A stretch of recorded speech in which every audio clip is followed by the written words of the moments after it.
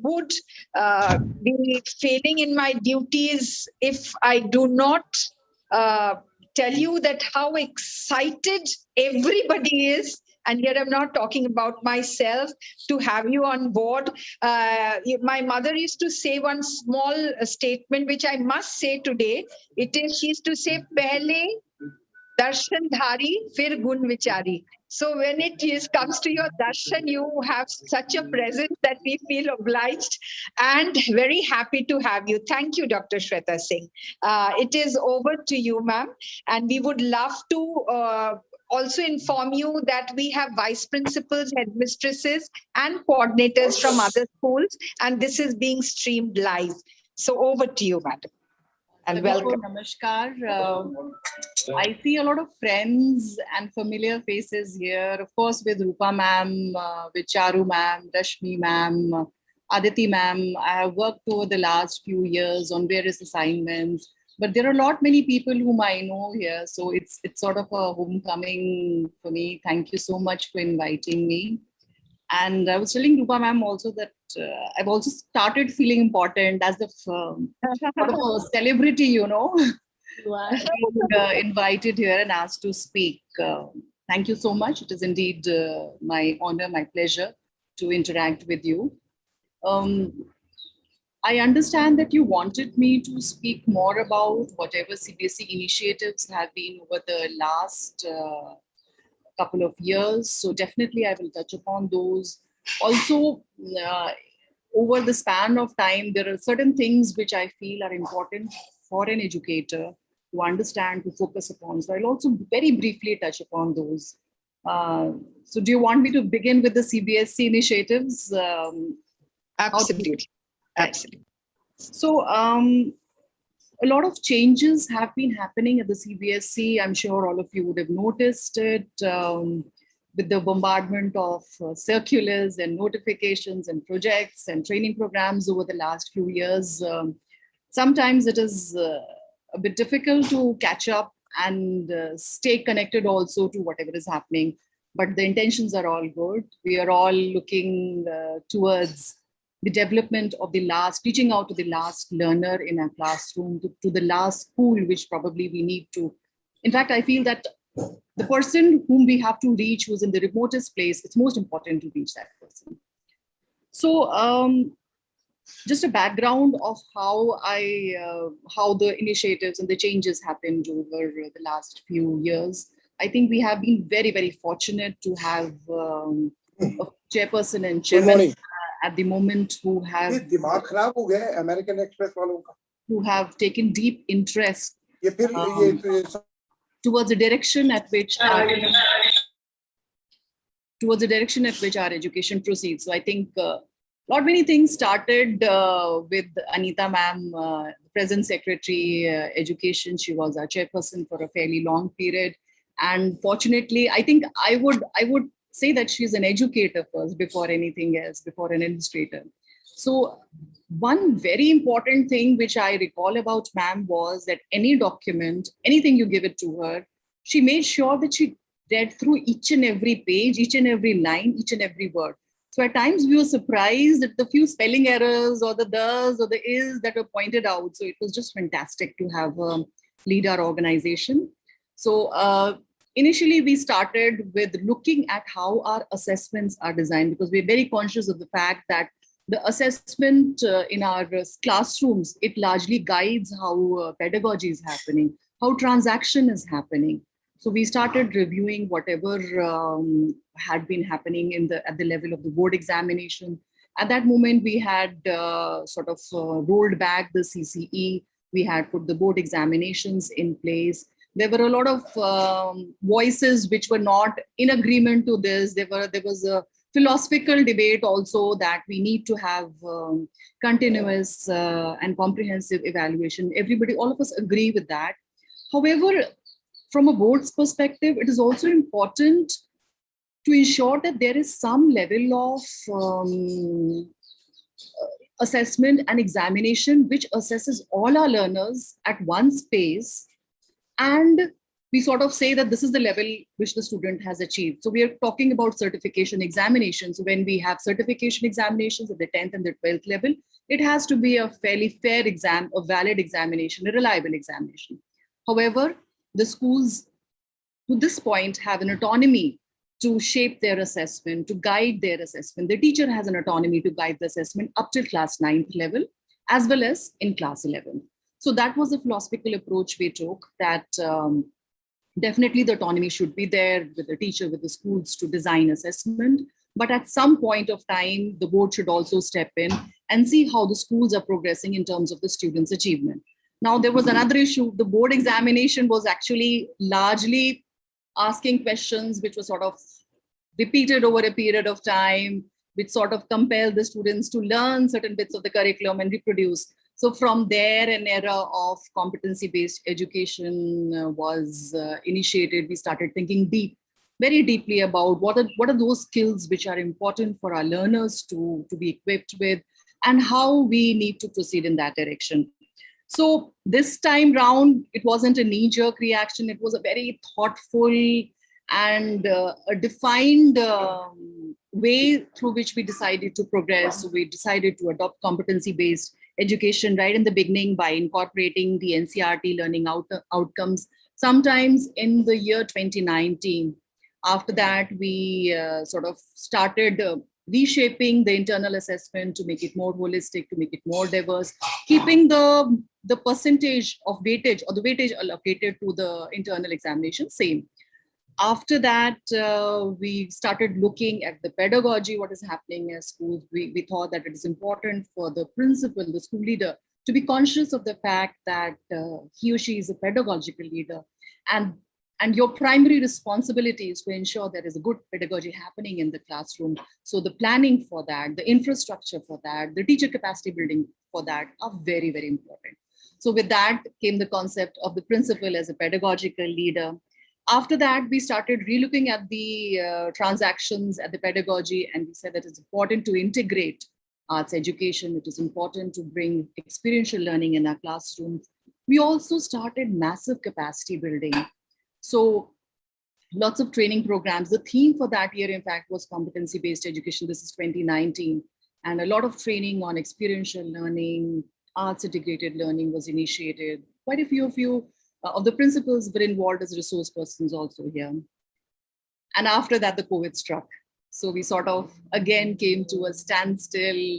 I recall March 2020 was the first time when in the board examination, we tried very slowly to introduce some different typology of questions. So perhaps in the science class 10th paper, you would have seen the case-based questions, the assertion reasoning questions. In the languages also, slight changes were noticed. But then post the COVID, sort of everything halted. But I must give credit to my training unit, to Dr. Sahab.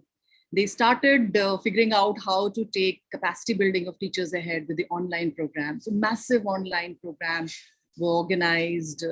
They were free of cost. Anybody could log in and spend time with a resource person, learn the concepts. So I believe those were the preparatory time when the lockdown was happening. The students were not in schools. The schools were still grappling and trying to figure out how to go about with online classes. Now, after that, once the offices opened, we were back to offices, I think, sometimes towards the end of 2020. Again, we started relooking at the examination. We came out with another circular where we tried to enhance the number of MCQ-based questions, reduce the number of subjective questions, introduce case-based questions in class 12th also. But unfortunately, the March 21 examinations could not happen. Post that, it is only now that slowly the schools are reopening and we are looking forward to the examination. So for this academic session, in terms of assessment, we thought that it would be a good idea to split the whole academic session into two parts, where we have the MCQ-based assessment, which would take a shorter time duration to evaluate, and it would not be that mela of 1.5 months where all the teachers would be involved in checking. And we also would have some sort of assessment with us. So at the end of the year, we should have anything, be it something which is a fair assessment. So that was the logic behind introducing term one. And of course, the term 2 assessment is going to be something similar, like the students, whatever the students are used to in the earlier years. However, the MCQs and the short answer questions would be limited in number.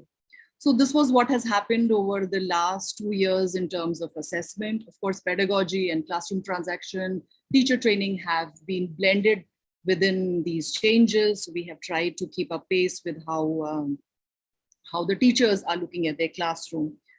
Besides that, two or three major initiatives which are happening at the CBSE. One is the SQUA, where we are talking about school standards. So this is something of a self-assessment, of a self-review exercise. There are around 8 different domains ranging from school management to the leadership, to beneficiary satisfaction, the scholastic and the post-scholastic aspect, infrastructure as well as the inclusive processes. So a very robust framework has been developed. It has around 76 items.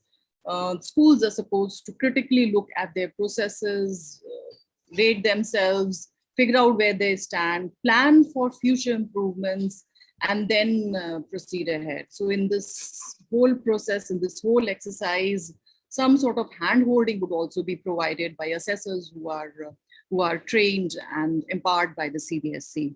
Besides that, there is another huge program which was launched by the Honorable Prime Minister towards the end of July. This is SAFAL, or Structured Assessment for Learning. And this is sort of a large-scale assessment at class 3, 5, and 8 levels. The difference between this assessment and the NAS is that NAS would take a sample. However, for the SAFAL assessment, the schools are free to register all their students. So in this forthcoming session, we would only do for classes 5 and 8. For classes 3, since the learners are quite young, we still have to figure out a mechanism. For class 3, it's still, we're going to take it up next year. However, for class 5 and 8, it is going to be an online mode. Now, the frameworks for assessment of this are all competency-based frameworks. There would be certain important and critical competencies in these classes for subjects: language, English, Hindi, mathematics, and science or English. Now, the frameworks are ready. So those competencies would be assessed. Finally, the purpose of this assessment would be to inform schools how the students are doing. It would not be something which will be a result. It won't tell you that this student is passed or this student is failed or so much marks. The result will largely be anonymous. Probably we're going to give a result class-wise, that this is the percentage of your students which is up to this level in this particular competency. However, this percentage of student has reached beyond this particular competency. So this is what we are looking at. We are sort of approaching it as a developmental and a formative assessment, and it should inform you, your teachers, the parents also, how well your school is doing in terms of learning. So I think this is, we are pretty excited about SAFAL. We are all working very hard on the item development. A lot of your teachers are involved in this process. So besides this, I think we have also been collaborating with a number of organizations. So British Council is one of them. They brought in their international partners, Alpha Plus, UK NARIC, and Cambridge University. Besides that, we are collaborating with Central Square Foundation, Think Tank for Science Resources, Education Initiative. So all these expertise is helping us to create a host of resources for our teachers. So all these resources are available on the CBSE academic sites. A lot of handbooks, a lot of teacher guides are available at the point.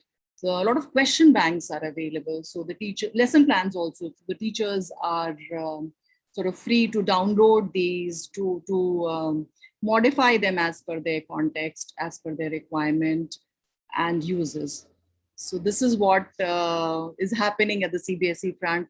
Any other particular question which you have or you want me to talk about, please let me know.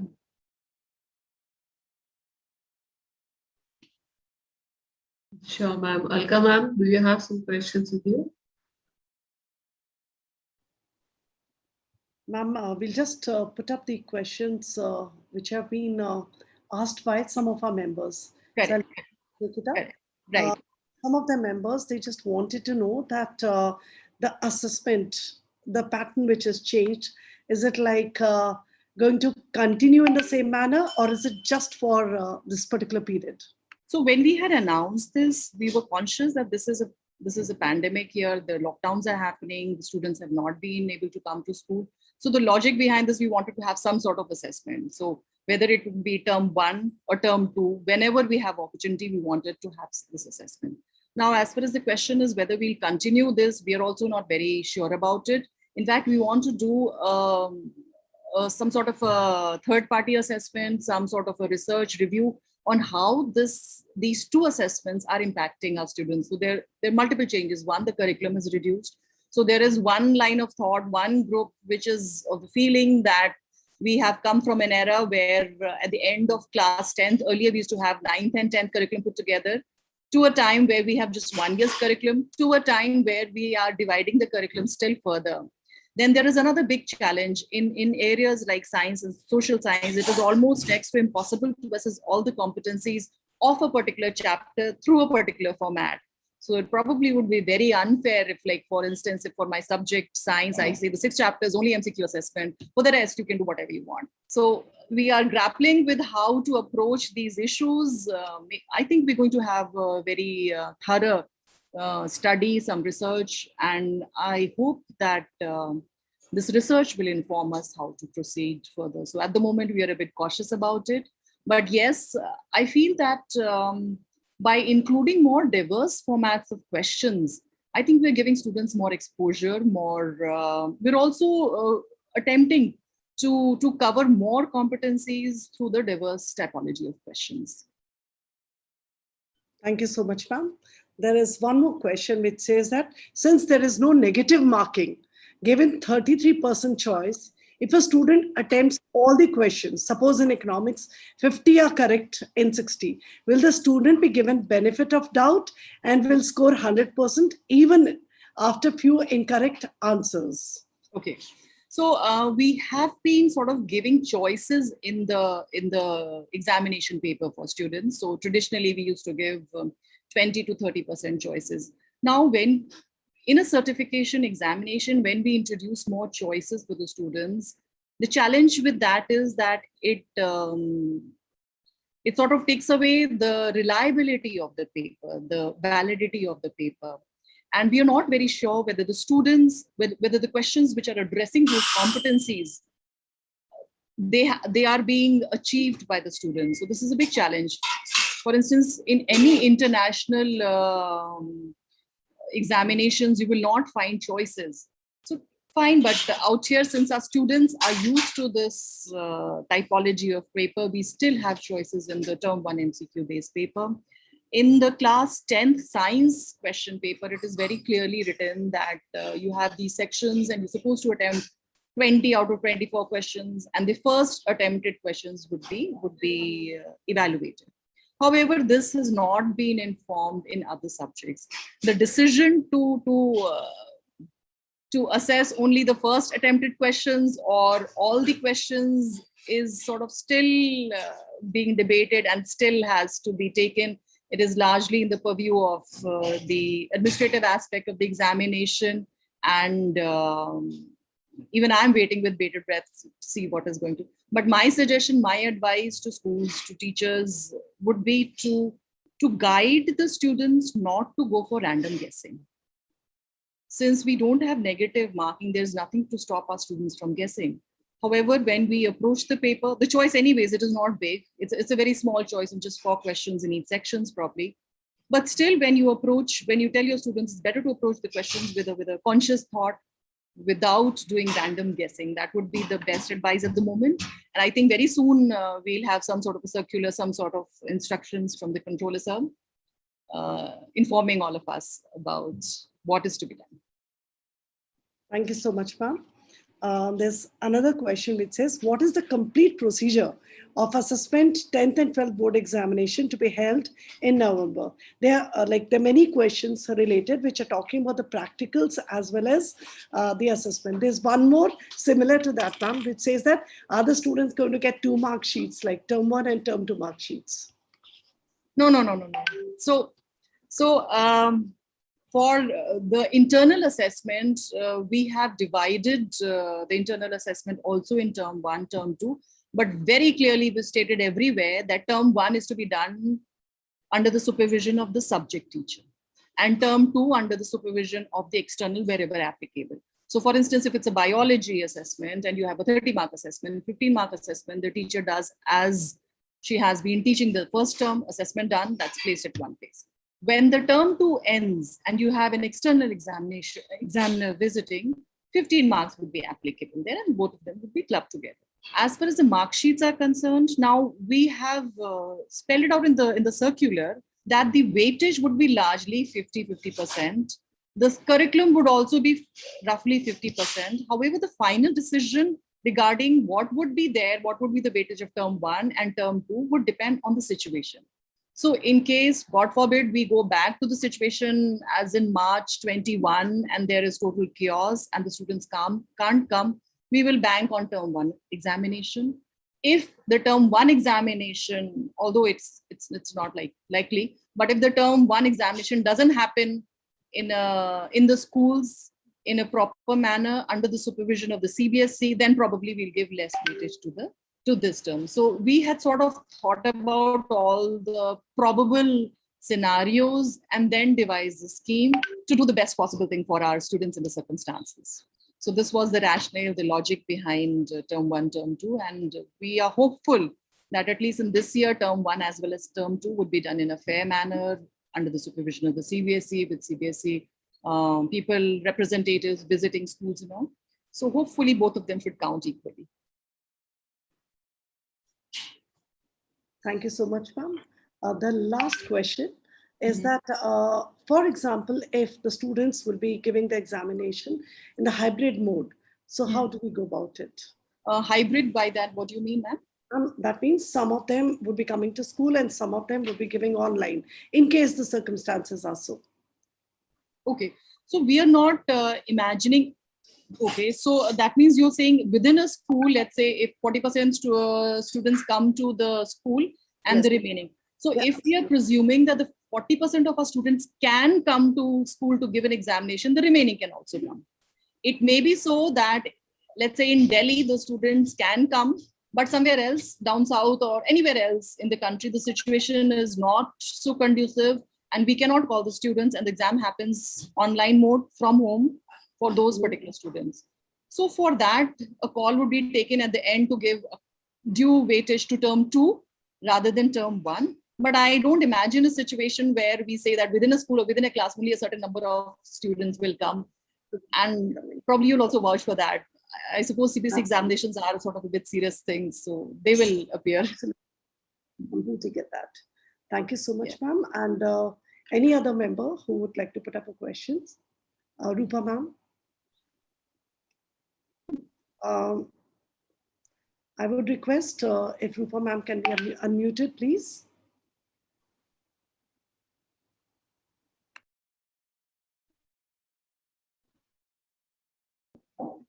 Thank you. Thank you very much, ma'am. Ma'am, I have a request for you, Dr. Sweta. If we could, am I audible? Yeah, Dr. yes, ma'am. And you are. Right, ma'am. So I was wondering if it is possible for us to have the pilot project of the assessment for second term in this Sahodaya. It would be a very, very fine thing for everybody, and it would give you a very, very good picture with the cohort of schools from here to there, that range, what could be. So if you could allow us this, we'll be very, very happy if you give us permission, ma'am. Definitely, ma'am. In fact, you are a big part of the committee which is trying to figure out what shape our term 1 and term 2 examination should look like. Also, I'm thankful to Salvan School as well as your school, where teachers worked overnight to create the MCQ-based term 1 assessment and do a pilot while we try to make sense of how many questions we should give for various subjects. So definitely, I think for term 2 also, we'll do a similar exercise, although term 2 decision would not be so tricky. because we don't have to figure out the number of questions. Largely, we give some sort of a general guidelines to the course committee members, and they can design their questions accordingly. And of course, it would follow the pattern of the earlier years. But definitely, we can go for a Wonderful. pilot. Very grateful, ma'am. Ma'am, there was a question about boarding schools. What should they do? And after that, we'll speak to Aparna Eri, ma'am, from DAV, Sector 14. What should boarding schools do in such circumstances? That was a question, ma'am. I think that's a very at least I have not given thought to this particular question, but I'm sure we will figure out something, because the JNVs also, most of the students are slowly coming back to schools, but I don't believe that 100% of the students are back. But definitely, because these are administrative aspects, I'm sure our controller sir would be thinking something about it. So although we still have some time for the exams, almost a month or so, and all I'm wishing and hoping and praying that the situation remains somewhat stable post these festive times also. Right. That is another thing we have to grapple with. Hopefully the students will be coming. Great. Aparna, ma'am. Yeah, thank you, Rupa ma'am. Good morning, Sweta ma'am. There are a lot of queries coming from the parents, because there's a lot of apprehension. The next month, our first term board exams are going to be there. So queries are related to whether it is going to be self-center or some other school is going to be the center. And in such a scenario, parents are apprehensive sending their children to other schools as the center. And secondly, whether reading time would be given in the question paper or not. That has not been specified in the sample papers, ma'am. Yeah. Thank you so much. So definitely reading time. In fact, we are lobbying and sort of being the influencers for more reading time, because this is an MCQ based paper. So what we have been trying to talk is that more than 15 minutes. So definitely 15 minutes, but in all likelihood, 20 minutes would be given to the students, because the number of questions is big, and some time definitely will be required for reading of the questions. As far as self-centers, I'm not very sure, because once again, these are administrative issues and you will come to know about it. But whatever it is, it would be along with the COVID protocols, very clear instructions on that. And besides that, I think what has not opened except schools up till now. You see your students, you see your parents, everybody's everywhere, be it the malls, be it the shopping spaces, be it the hospitals, be it. So जहाँ पे जरूरत समझी जा रही है, वहाँ पर हर कोई इस समय जा ही रहा है. तो मुझे लगता है एग्जामिनेशन है, everybody will gather that much courage to come and do this assessment. And let's see, we are just hopeful that things will go smoothly.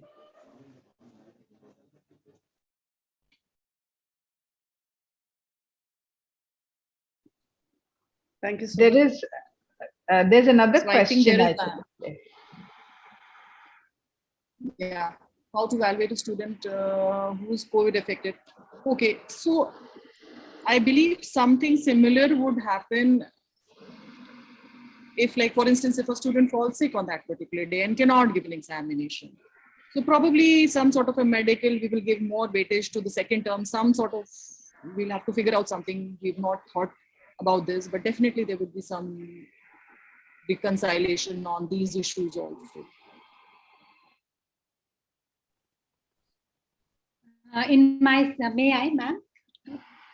Charu? Yeah, please, Charu, Yeah. ma'am. Please, ma'am. So at my school, I have a child who is stuck with his father, who is on deputation to some other country, Abu Dhabi, and they are not able to come back to India because of some restrictions that they are facing. So for the father is very apprehensive that if they are not able to come by November, then what would be his fate? Can he write his paper in a school that side? So, ma'am, my advice to you would be to immediately write to the examination to the RO that this is a particular case, substantiated by the letters of the parent, so that this is within the cognizant purview of our people there. Because I'm sure even somebody else raised a similar question at an earlier stage. So there would be definitely certain students who are not in the same place as the school is. So I think some call would be taken on that. Thank you so much.